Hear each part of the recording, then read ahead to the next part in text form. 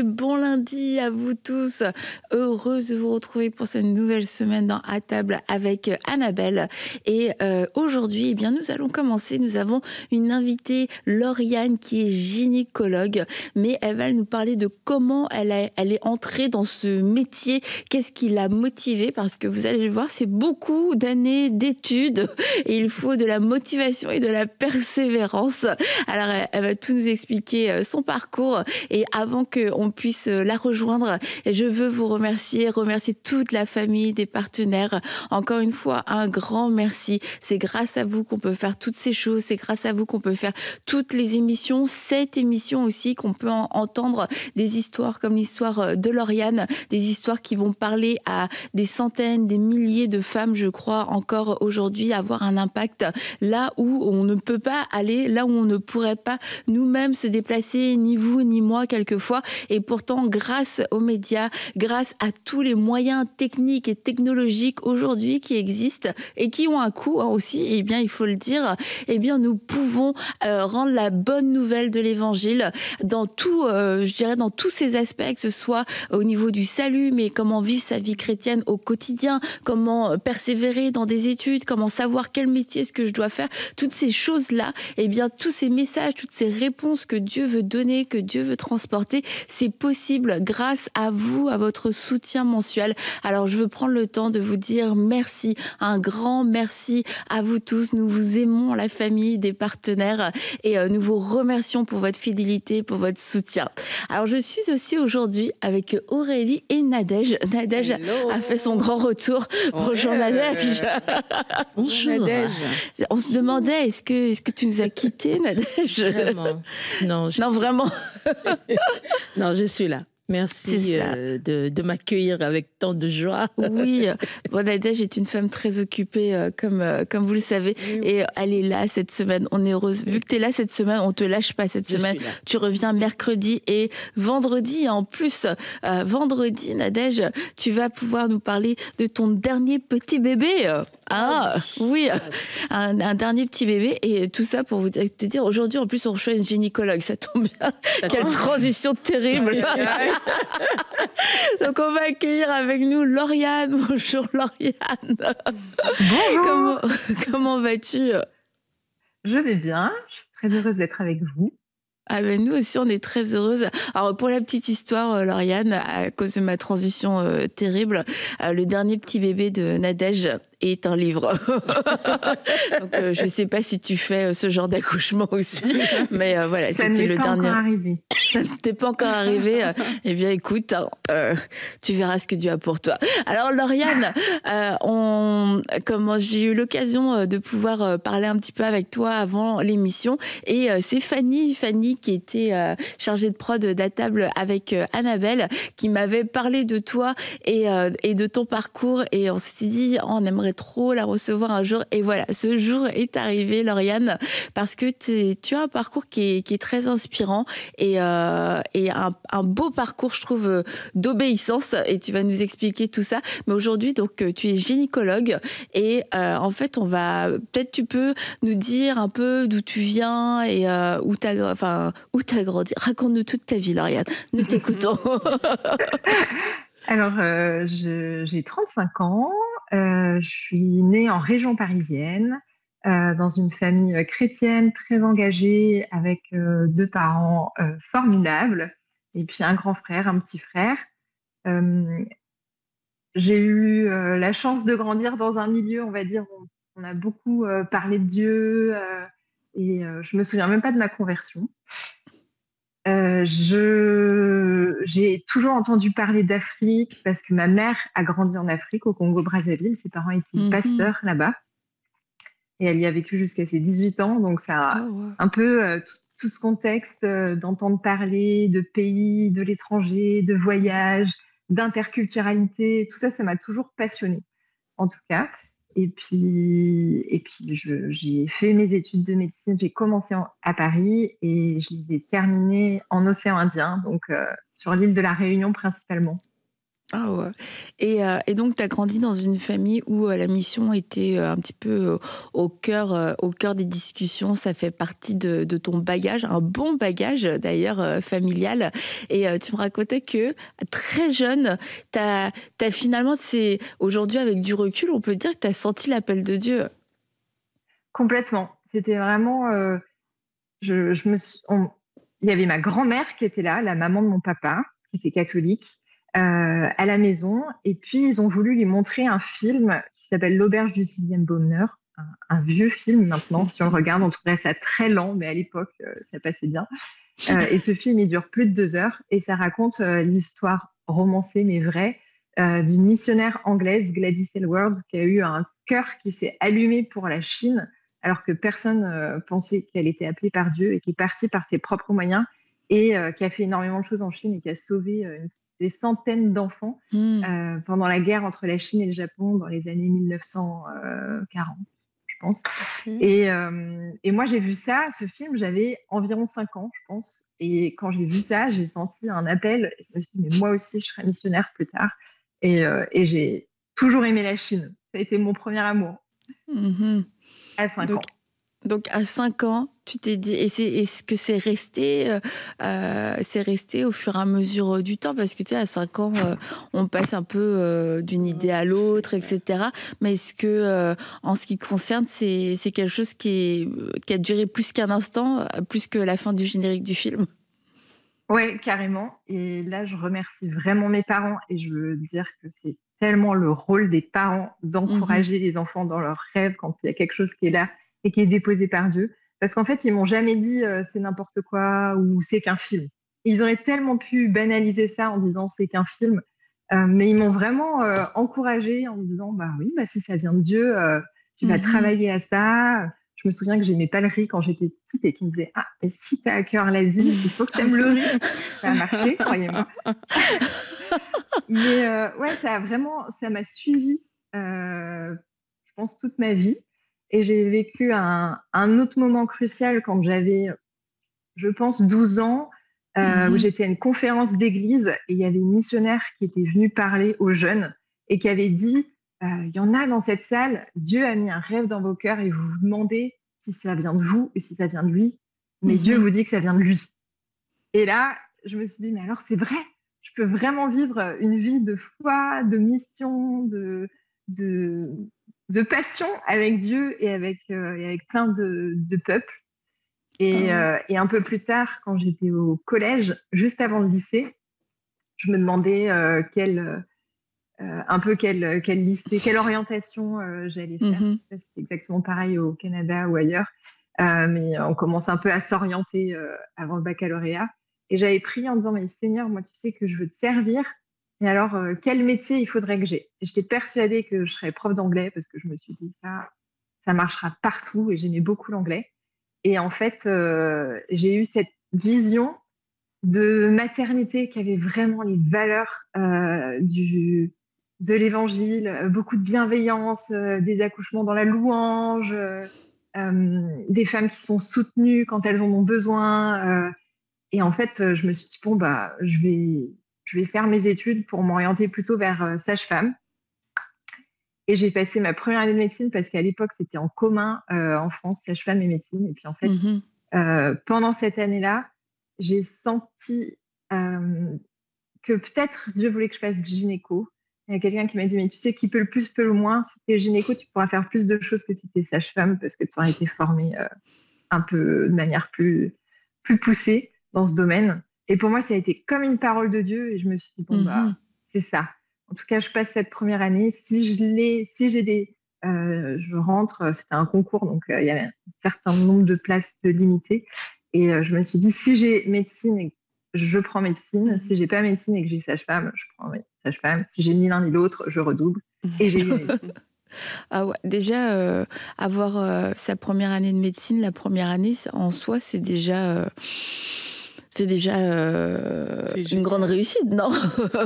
Parce que la plupart du temps, on entend que la première année de médecine, elle n'est pas... plus complexe de ce que les étudiants en médecine disent. Ouais. Donc, je veux juste revenir quand même avec vous aussi, les filles. C'est qu'à 5 ans, il y a cette chose qui s'allume dans ton cœur, Lauriane. Et le fait, comme tu as dit, que tes parents n'ont pas douté, mais au contraire ont encouragé. Et je crois que c'est quelque chose, finalement, qui arrive régulièrement dans la vie d'enfant, parce que tu as un cœur d'enfant qui est hyper disposé. Et puis, en fait, c'est Dieu qui est en train de parler, en train de commencer à façonner l'enfant. Mais on peut se dire, ça vient de son imagination, c'est quelque chose que ça va lui passer, et de pas le prendre au sérieux. Et c'est vrai qu'en tant que parent, c'est important de prendre ces paroles-là au sérieux, parce que ça va éviter que le rêve s'évanouisse et s'efface. Et quand les parents sont là pour nourrir ce rêve et le ramener, quand on discerne que c'est une bonne chose, en fait, c'est sûr que ça va rester. En fait, ça fait partie, ça va devenir quelque chose un peu du quotidien, comme tu disais cette anecdote, mais que je trouve très intéressante avec le riz, parce que c'est comme, t'as une vision, en fait. Mais si tu veux aller en Asie, il va falloir que tu manges du riz. Mais ça veut dire, c'est un peu entrer dans le quotidien. Donc, c'est pas forcément de faire des jeûnes, des prières de 40 jours, etc. C'est juste de pouvoir le faire vivre et de le rappeler régulièrement. Et quelquefois, peut-être, en tant que parent, on peut être plus porté à le faire quand les enfants sont plus grands, et aussi quand des études sont enclenchées, parce qu'il y a quelque chose un peu plus concret, etc. Mais les études font aussi partie de l'appel de Dieu. Donc quand l'appel se manifeste avant le choix des études, etc., c'est de se dire, il y a quelque chose et je veux l'encourager. Et même si quelquefois ça peut sembler impossible en fait à réaliser, ou trop grand, ou mais comment est-ce qu'il va réussir, et je pense que ça peut jouer aussi un rôle dans la scolarité de l'enfant, pour l'encourager. Si l'enfant a dit, mais moi, un jour, je serai quoi? Un jour, je serai pompier, et que là je parlais des résultats scolaires, mais un jour je serai pompier, et que l'enfant a peur des hauteurs, par exemple, déjà il peut regarder l'émission d'Audramac sur vaincre ses peurs, et c'est de dire, non mais tu sais, quand tu vas être pompier, quand tu vas sauver les gens, il va falloir que tu montes sur des échelles, etc. Et en fait ça va aider l'enfant à se surpasser, oui, à l'école, mais aussi dans certaines craintes et certaines limitations. Donc en tant que parent, c'est de prendre ça au sérieux. Oui, et aussi tu vois que les parents ont encouragé, du coup, elle a grandi avec ça.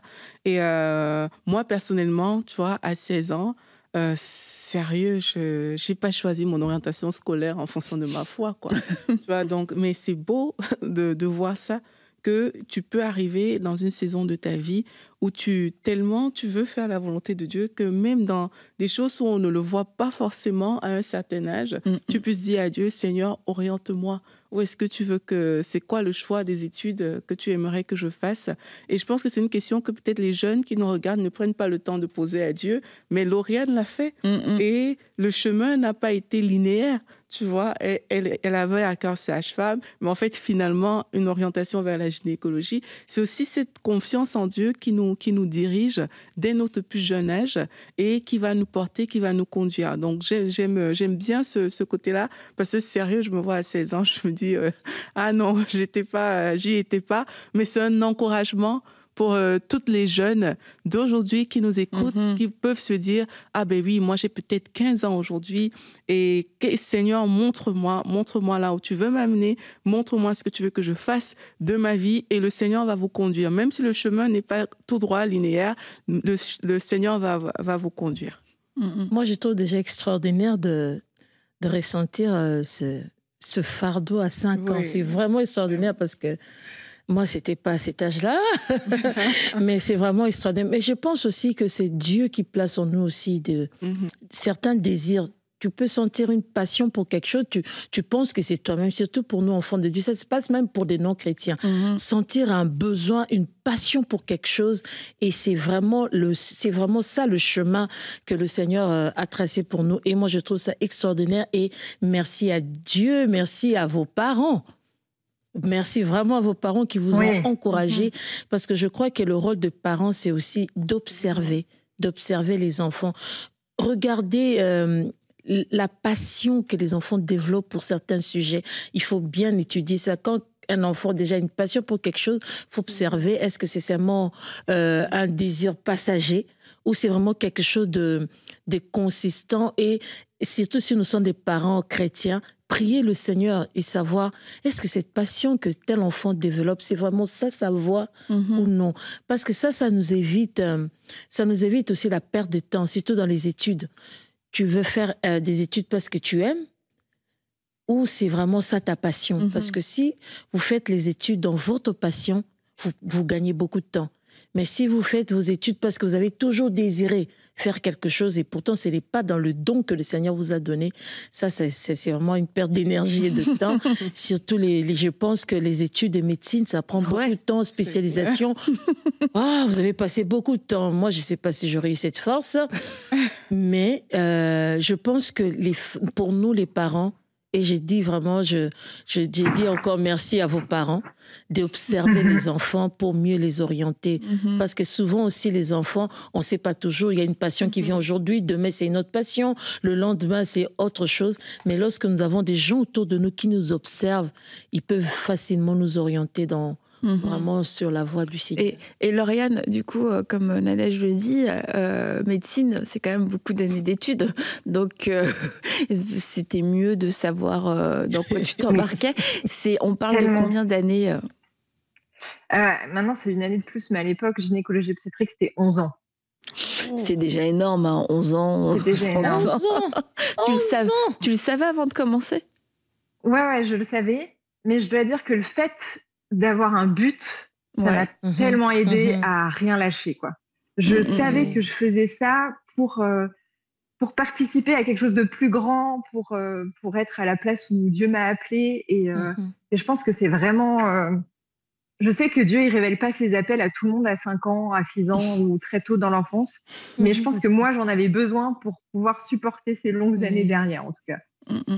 Et pendant toutes ces années d'études, comment est-ce que tu vivais ta foi? Parce que tu étais aussi une jeune femme, donc il y a les études, il y a le fait d'être une jeune femme, t'as peut-être d'autres projets aussi dans ton cœur à ce moment-là, tu te poses des questions, la pression, enfin bref, tout ça. Comment est-ce que tu vis ta foi du coup pendant toutes ces années? C'est quelque chose que j'ai priorisé. C'est-à-dire, je me souviens préparer le concours de première année de médecine, de faire plus aucune sortie, mais de continuer d'aller à l'église. Et c'était ma sortie, c'était le truc sur lequel je voulais pas lâcher, quoi. C'était le moment qui était important et dans lequel je voulais investir. Et puis après, c'est vrai que c'était long. Je voyais mon petit frère qui, lui, a fait des études plus courtes et qui sortait avec ses copains faire un bowling au cinéma. Et puis moi, j'étais là en train de réviser, de travailler. Je me rappelle des vacances de Noël où moi, j'avais mes partiels juste à la rentrée. Et tu vois toute ta famille qui est rassemblée, qui font des jeux de société ou qui regardent un bon film. Et puis moi, je suis dans ma chambre à réviser pour le partiel que j'aurai une semaine plus tard. Mais je pense que j'étais déterminée.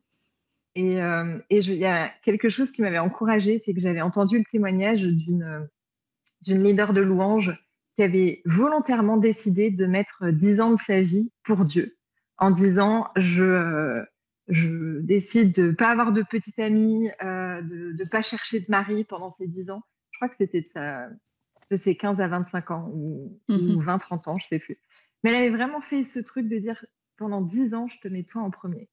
Et ça m'avait tellement touchée et je me suis dit, ouais, mais peut-être qu'elle aime Dieu d'une façon si radicale, mais je voudrais avoir cette occasion de faire la même chose. Et j'ai dit à Dieu, mais moi, tu vois, te donner 10 ans de ma vie, je vais déjà faire 10 ans d'études. Laisse tomber, quoi. Je peux pas faire ça.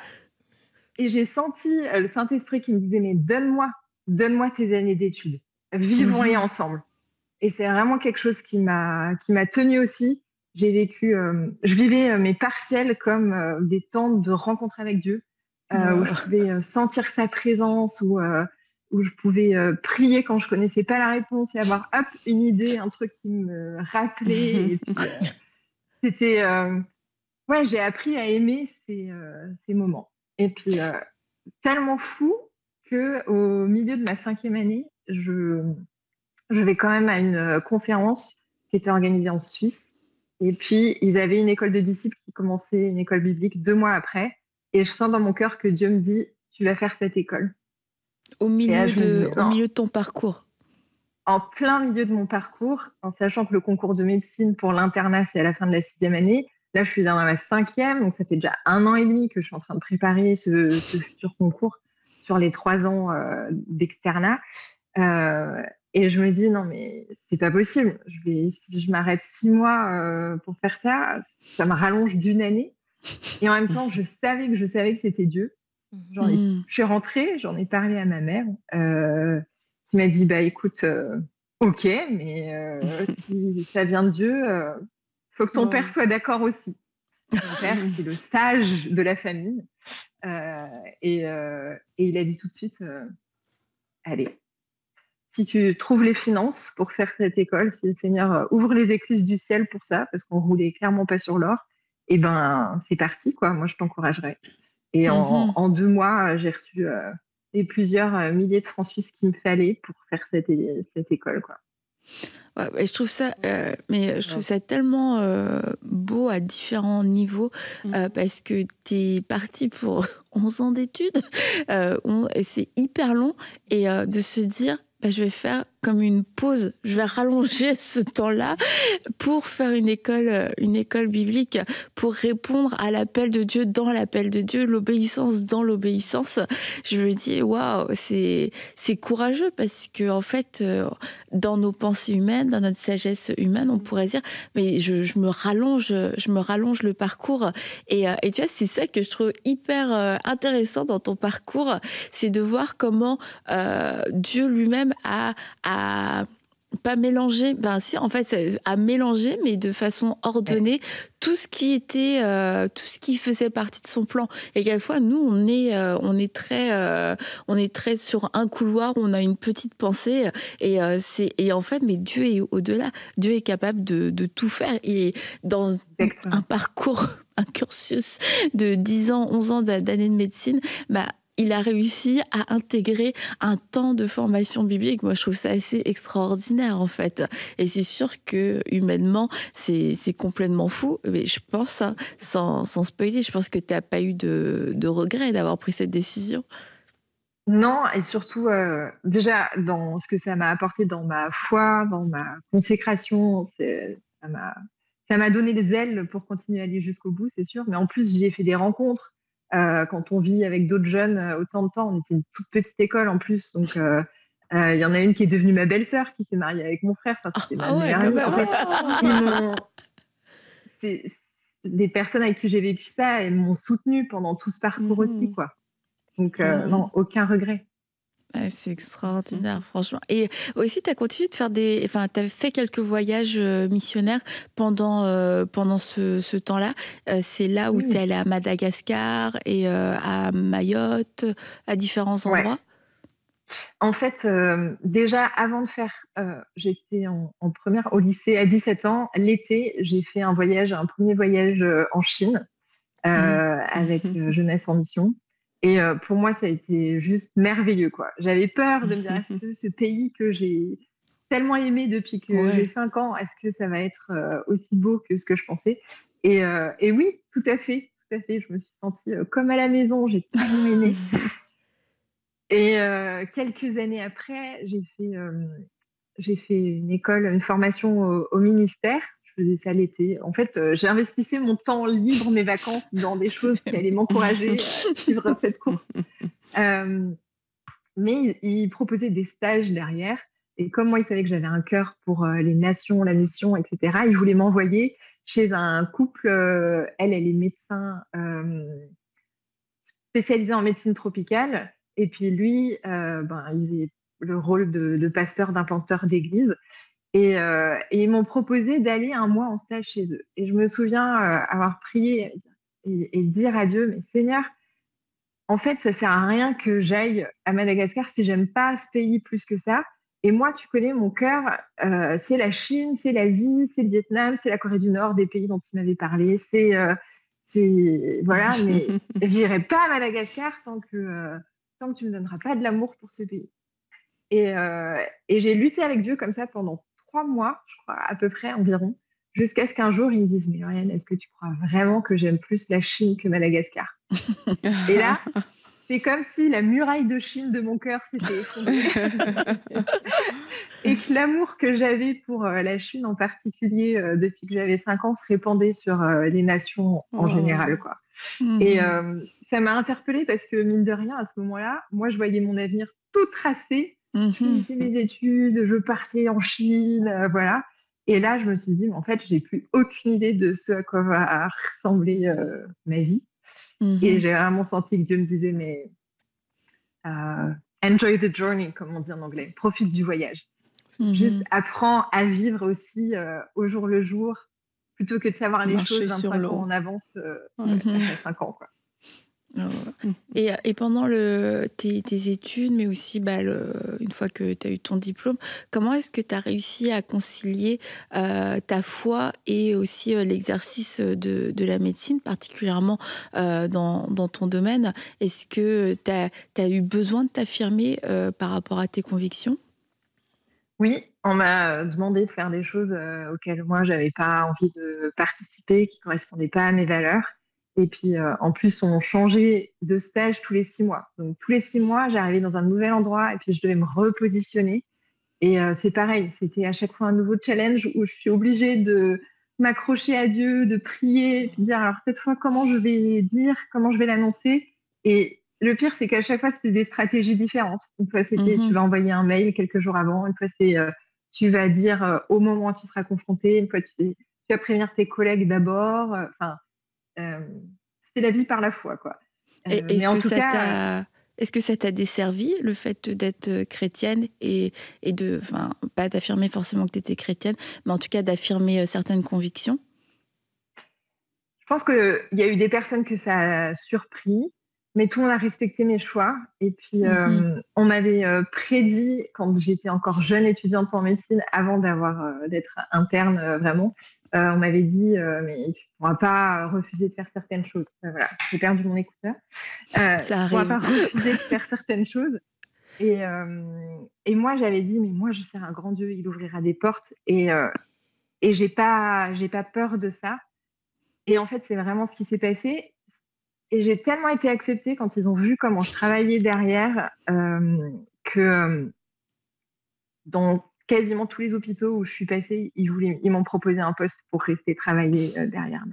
Oh, rien que ça, c'est aussi un super témoignage, je trouve, parce que, tu sais, quelquefois, t'es dans le milieu, dans certains milieux, et en fait, tu te dis, si je m'affirme, je vais pas avoir de promotion, je vais pas peut-être même avoir de diplôme, les portes vont se fermer pour moi. Et quand on est là en train d'avancer après autant de travail, en plus, autant d'études, d'efforts, tu te dis que ça en vaut la peine, peut-être, Seigneur, là, c'est juste le temps d'avoir de la formation, comme ça, après, on va me laisser tranquille. Mais en fait, avec ton témoignage, Lauriane, on se rend compte que Dieu est fidèle et qu'il faut pas avoir peur. Et je pense que c'est un message aussi pour les jeunes dans la sagesse, parce que tu nous l'as dit, à chaque fois, c'était différent. Tu dépendais du Saint-Esprit pour savoir quoi faire. T'arrivais pas, ouais, voilà, moi, nan. Et parce que aussi, je pense que des fois, il y a un manque de sagesse. Mais le fait de le faire avec sagesse, ça va pas nous fermer des portes, au contraire. Et puis on voit finalement, t'as été remarqué.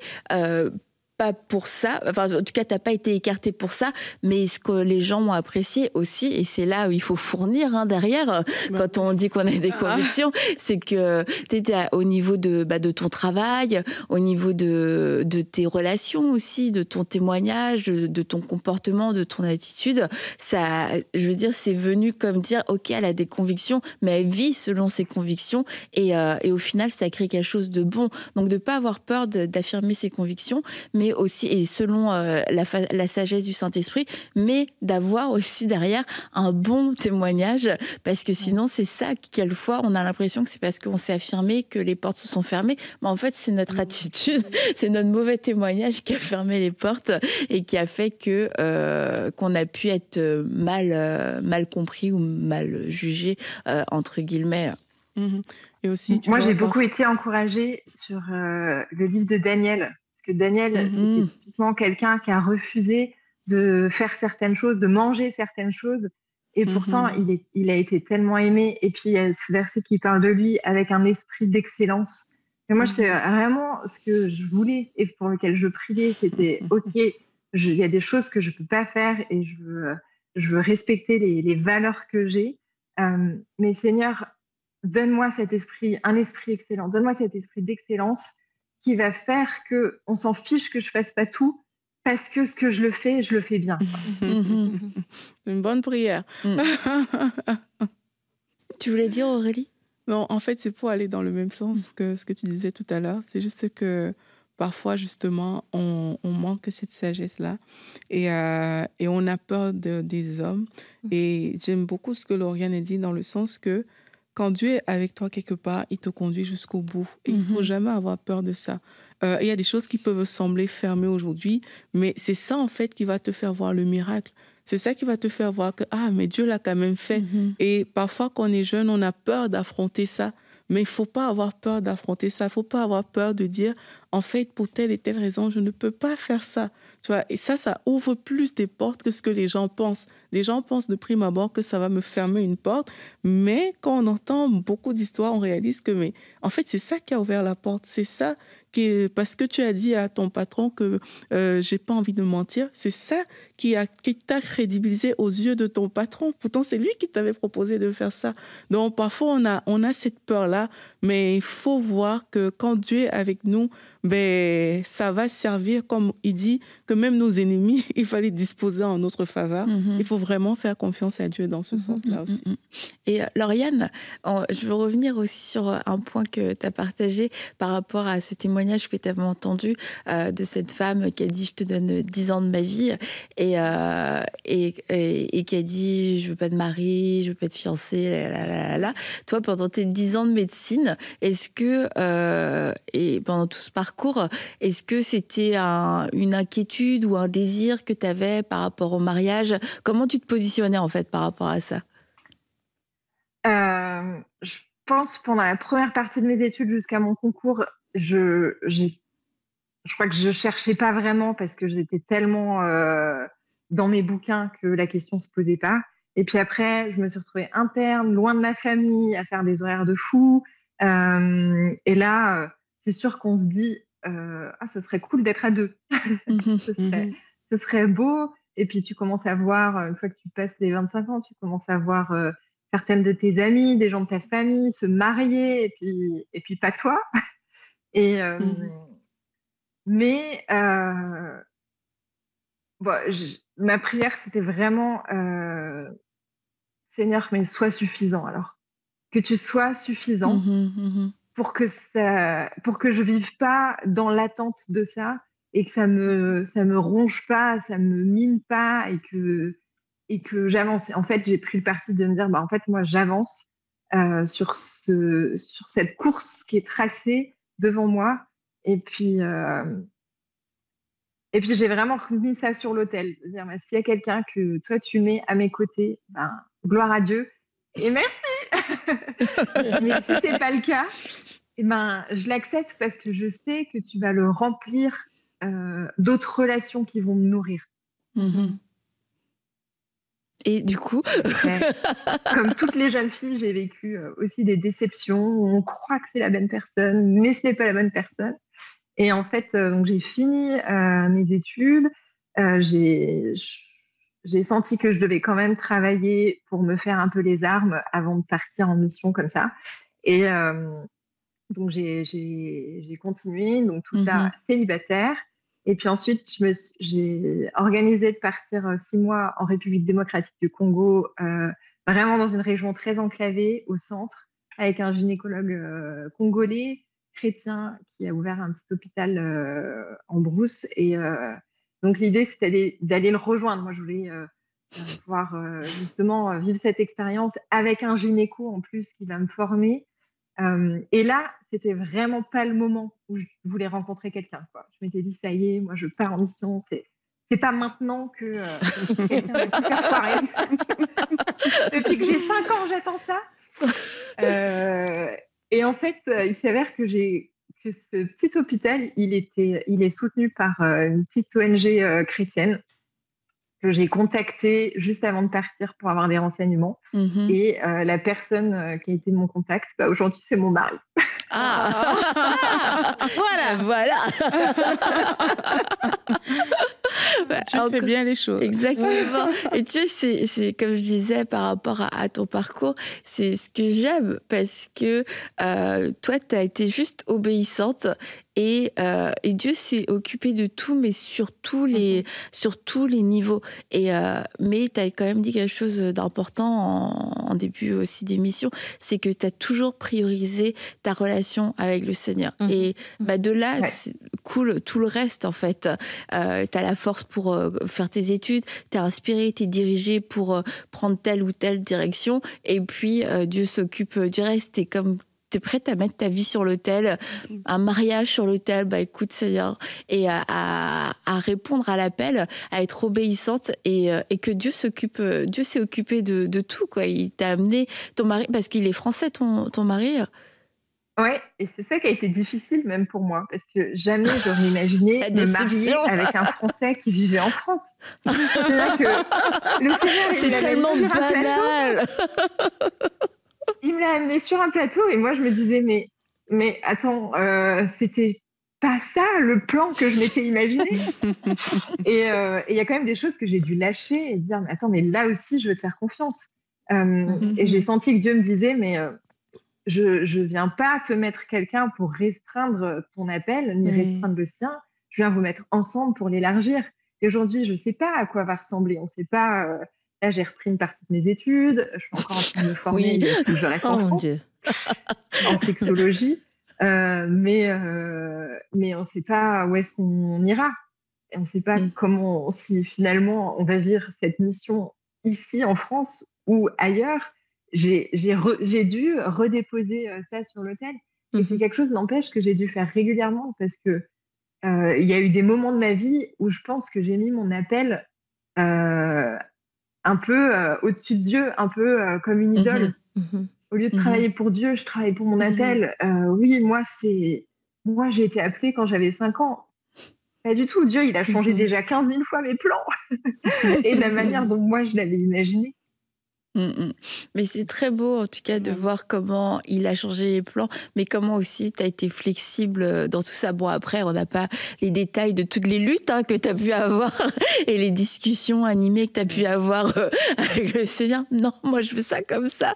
Mais on voit comment en fait Dieu est bon et que c'est un bon Père, comment il prend soin de nous. Et je pense que ton histoire, c'est un encouragement à plusieurs niveaux, mais et particulièrement quand on prend un chemin qui n'est pas forcément facile et qui peut sembler long, mais quand on sait pourquoi on le fait, quand on a cet amour pour le Seigneur aussi qui nous porte, tout est possible et que dans ce chemin-là, il y a des oasis, il y a des moments de repos, il y a des moments de rafraîchissement et je crois aussi que en mettant encore une fois ta relation avec le Seigneur en premier, c'est comme ça que on peut passer à travers et quelquefois on a des moments dans notre vie, on se dit ouh, la route va être longue, mais si on commence à juste travailler, en fait, on va s'épuiser, on a besoin de se reposer dans le Seigneur. Et puis, ça peut sembler, il y en a peut-être, ça a pu vous sembler fou d'entendre Lauriane dire ça, mais pourtant, c'est la parole de sagesse dont vous aviez besoin. Ma sortie, c'était d'aller à l'église. C'est-à-dire, ça peut manquer de fun, mais en fait, non, c'était exactement ce dont elle avait besoin pour pouvoir continuer. Et quelquefois, on va se dire, moi, mon moment, j'ai besoin de sortir avec mes amis, j'ai besoin de regarder un film, j'ai besoin d'un... Mais en fait, ça va pas nous ressourcer. Peut-être qu'on va se reposer un instant, mais ça va pas créer ce dont on a besoin, cette énergie dont on a besoin pour la suite.